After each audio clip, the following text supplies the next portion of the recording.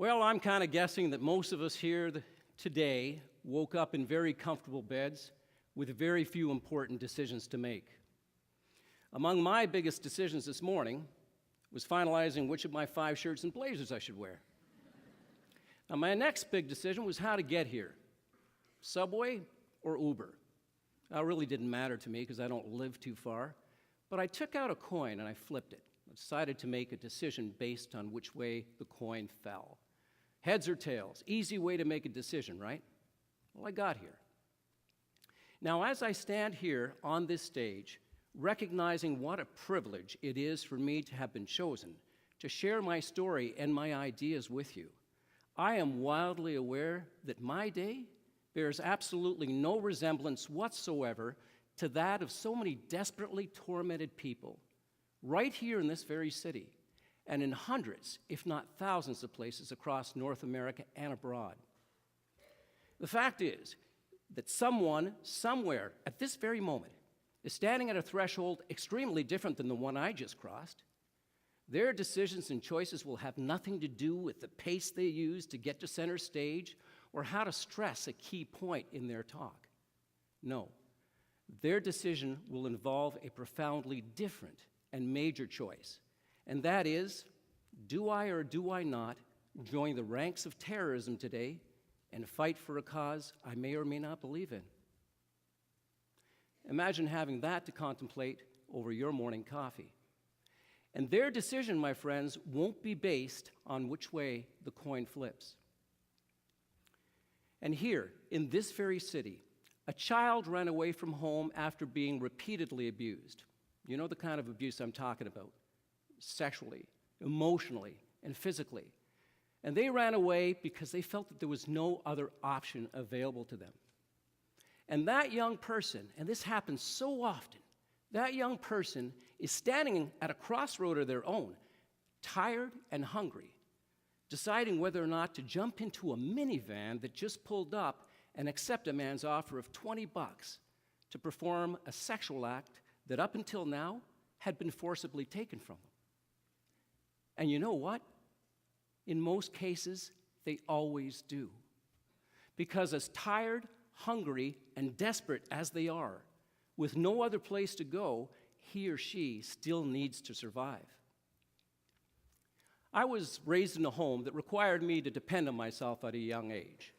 My father was a violent alcoholic who often took out his physical rage on my mother's siblings and I. For as far back as I could remember, I felt defenseless to protect myself and my family from him. And at the age of about 7, I decided that when I grew up, I was going to become a policeman so I could arrest people like my father. But my father never gave me a chance to arrest him. He killed himself when I was 17. Now, for months following his suicide, I searched for answers to try to make sense of it all. I wanted to understand what could possibly drive a person to commit such a desperate, violent, and final act, when in my naive mind at the time, I always thought that despite whatever circumstances one was faced with, we always had better options to choose from, right? I made it a personal mission to try to find out. I joined the police at 21 and transferred into the detective office 6 years later. Now there, I discovered 2 valuable lessons that I carried with me throughout my career. The first one was dropping all judgment of people at the door, where it belonged. And the second one was that when I treated each suspect that I encountered with dignity and respect, while reminding them that there was still some good in them despite what they had done, they were more likely to cooperate with me and confess their crimes. And that approach worked extremely well for me. I discovered that I could get more from a victim, witness, and suspect when I used honey instead of vinegar. After working for years as a detective, a hostage negotiator, and a police instructor, I applied for the position of a peacekeeper in the Middle East to train Iraqi police cadets in human rights and criminal investigations. I'd be lying to you if I stood here and told you that the thought of going down to the Middle East during the Iraqi war didn't scare the hell out of me. But I felt that I was being called to do something that was actually bigger than myself. And when I found out that I actually got chosen to go, I felt like a little schoolboy on his very first date. I think some of you can relate, all the emotions that are going through you at the time. But I also felt conflicted because I knew the decision I had made meant that I would be leaving my family for several months with the understanding that I may never come back. But the thought of doing my part in the war against terrorism outweighed my fears, and with the blessing of my family, I flew to Jordan in 2005, where I became a peacekeeper and an instructor at the Jordanian International Police Training Center. Every 2 weeks, I would welcome a class of between 45 and 55 Iraqi cadets by first telling them what an honor it was for me to be there to share my knowledge with them, and also how much I looked forward to learning from them.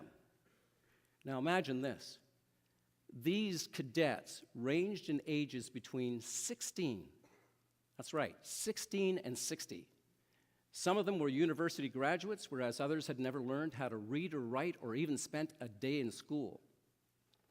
Some of them were there by choice, others out of desperation, and some of them had no clue how they had come to be there in the first place. The sad truth is that many of these men were being sent to us suffering from mental illness, depressed and suicidal already. There was no way of conducting background checks on all these men. Iraq was in desperate need of police officers. We got about 3,000 of them every 8 weeks.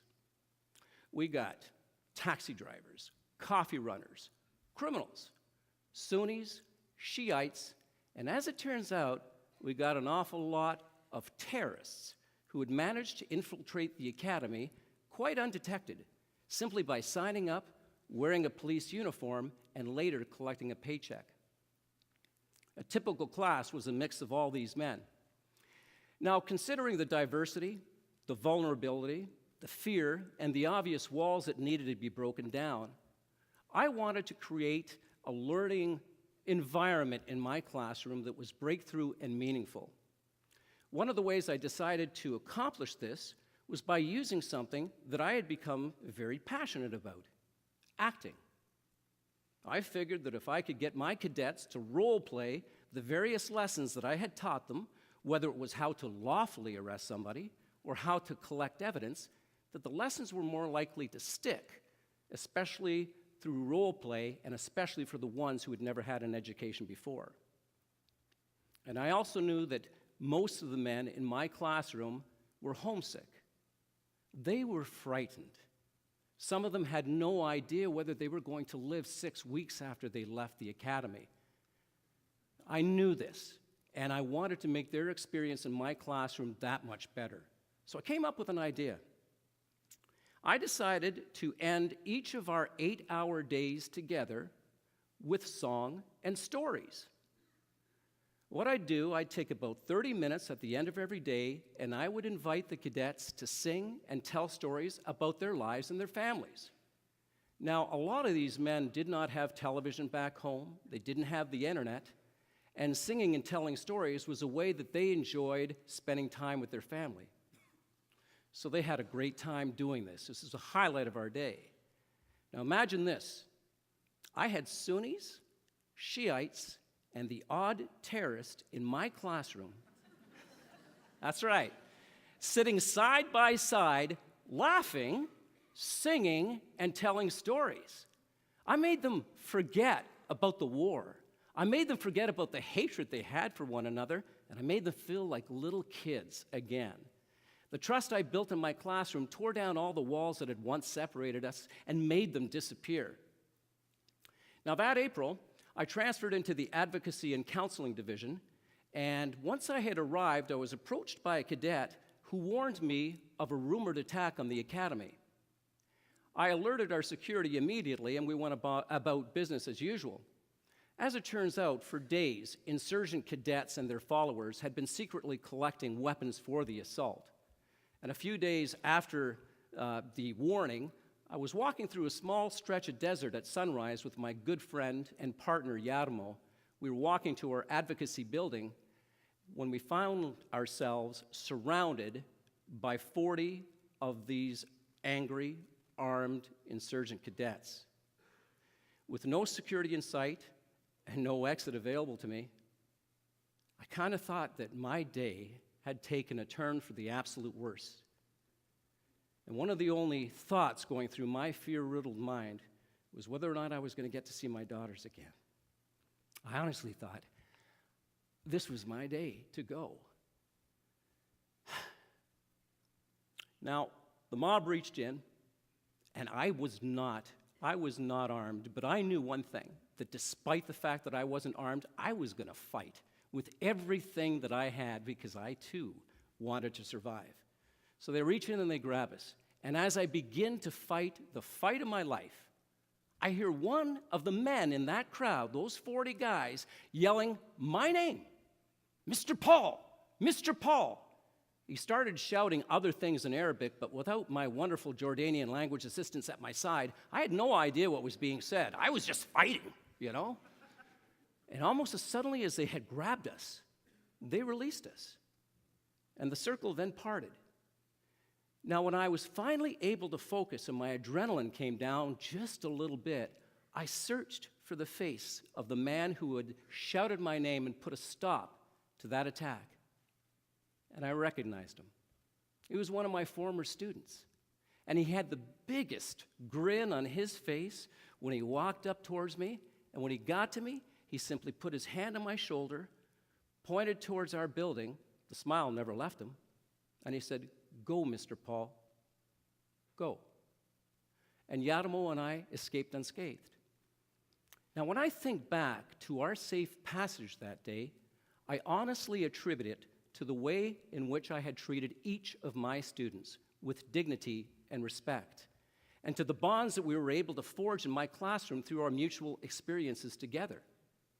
And despite the fact that that cadet, the one who had shouted my name, had slipped into the darkness of terrorism that day, plotting the beating and or death of internationals, humanity still lived in him, and he decided to set us free.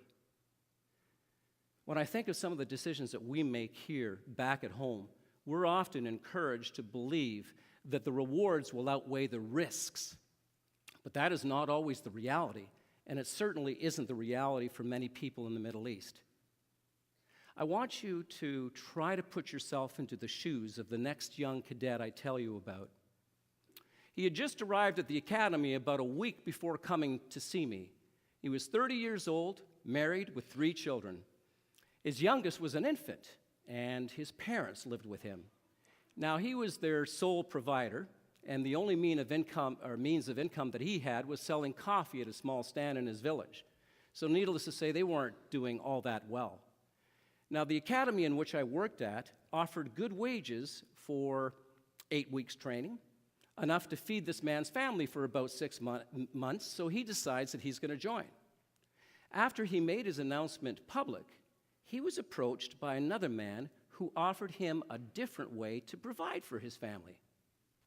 That man offered to feed, clothe, and shelter this cadet's entire family forever. He also promised that the cadet's children would have a good school to go to, and that he himself, the cadet, would have his picture hung on a wall of honor somewhere. And all he had to do to get these wonderful riches was join the man's jihad, strap on a suicide vest, and complete one mission. For days following that offer, terrorists dropped warnings outside this man's home, advising him that he had better take them up on their offer or suffer the consequences. Well, guess what? He didn't. He came to the academy, and now, a week after arriving at the academy, he was sitting in my office because he couldn't reach his family for a once-a-week 10-minute telephone call to them. I wish I could tell you that the story ends well for this cadet, but I can't. Following my investigation, I was the bearer of devastating and heartbreaking news when I informed this man that his entire family including his infant child, had been slaughtered, executed by the very terrorists who just a few weeks earlier had promised to take care of them forever. Why? Because he said no to terrorism and no to becoming a suicide bomber. Now that same recruiter will follow and find another young man, and he will provide that man with the same offer he gave my cadet. And he will use this horrific story to intimidate the next young man into saying yes. And the cadet who said no to terrorism, no to becoming a suicide bomber, will have to live with the consequences of his decision forever. Now, by sharing these stories with you, I am not suggesting that we feel sorry for all terrorists, or to believe that each and every terrorist is forced by circumstances to do what they do, or even to believe that there is humanity within terrorism. Because the truth is that the paralyzing ideologies and religious fanaticism in so many deeply rooted and committed terrorists are so bleak, so cruel, and so irrational that it is unimaginable to find humanity within terrorism as a whole. What I am suggesting for us to do is not to look at it or any other unimaginable decision or problem for that matter as a whole. Whether it's terrorism or criminal behavior, let's pick the act or circumstance apart first for the purpose of conducting our own investigation into what may have led the individual to choose the path they chose.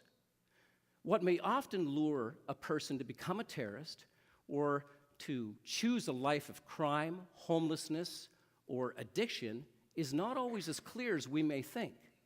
And despite the choices that one makes, I believe that humankind has the inherent capacity for virtue.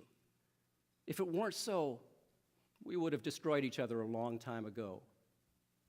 Yes, terrorism, the act, is horrendous, but if we remove the act for just a moment for the purpose of examining how the decision was made to join, and if we then examine the very core of the decision maker, we would find that we're not all that different. We all laugh, love, bleed, and cry in the same way. We were all born to the same earth, and we became part of the same race, the human race, and we're all motivated to survive. The message here is for us not to be so quick to judge or to hate, and to exercise our emotional training and inherent goodness to help us pull the very best out of those who have stepped away from the paths of righteousness, and to help them turn even their darkest of circumstances around. Let's dispel the belief that born bad is something that we or they are stuck with. We often fear that which we don't understand, or judge without having all the facts. Some of us may simply be uncomfortable with people who are different than us. Some of us judge another simply based on their skin color, or when their sexual preferences or religious beliefs don't match our own. And my question is, how is that lack of acceptance or openness to understanding any different than anyone else's anywhere? One of the sad truths is that we may in fact be contributing to the very hatred and terrorism that we repudiate. By failing to exercise the virtues that live in each and every one of us, those virtues of love, compassion, and understanding, dignity, respect, and accountability, by failing to treat each other the way that we would like to be treated ourselves and the way we would like to be treated in return, and by not holding our governments accountable to do the same, we may be nudging that undecided would-be terrorist standing on the sidelines watching our every move, deciding whether or not they want to become terrorists too. And terrorism is not exclusive to the Middle East. Is it not an act of terrorism when a heavily armed racist white man walks into a church of worshipers and opens fire on an innocent congregation? How is that any different than the horror that we see unleashed on so many innocents across the globe by radical terrorism?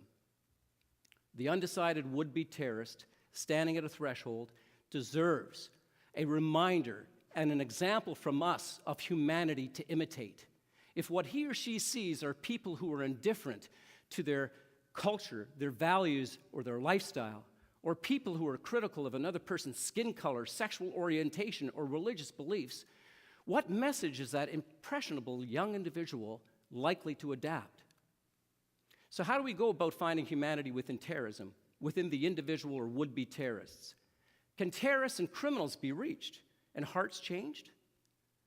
Believing that they can and choosing to embody the humanity that I saw in each of my cadets is what saved my life in the Middle East. And I believe that if we each become these living examples of humanity, we will save and improve the lives of so many others as well. Let's take a very quick look at the flip side of that coin. What do we risk if we continue to see those who have stepped away from righteous paths as individuals without humanity? Or if we perpetuate the lack of humanity that we see in so many places across the globe? Here in Canada, we are fortunate to have our rights and freedoms protected, but for some in this very country, that's not always the case. Why are some of us so quick to judge and to jump to conclusions, or to avoid interaction with people who appear different than we are, to avoid it completely? Why are some of us so quick to turn away from popular media after hearing or seeing something that just cries out to us to say, enough is enough. We're better than this. We can make a difference. Why have our governments and lawmakers enacted laws that take away the rights of some groups only to give them to others? Wow. Let's step back, take another look, and ask ourselves, could a kind gesture, or a warm hello, or a sincere smile make a difference to the recipient and help them make a better choice? And my question to you is, what are you doing to make their lives more bearable? Thank you.